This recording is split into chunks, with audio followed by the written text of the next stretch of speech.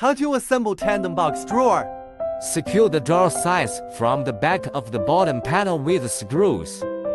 Note that the front end of the side and bottom panel must be flat. Secure the back panel in the same way.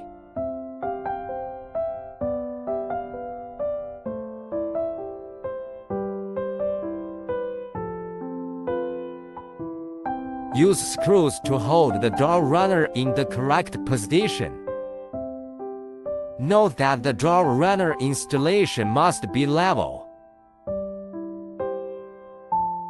Place the drawer flat on the track. The track and drawer will be automatically locked. Take out the door panel connector and fix it on the pre-punched hole in the door panel. Align the door connector with the latching position on the drawer sides. Push it in and the door panel and drawer will automatically lock. Finally, adjust the left and right and height of the door panel.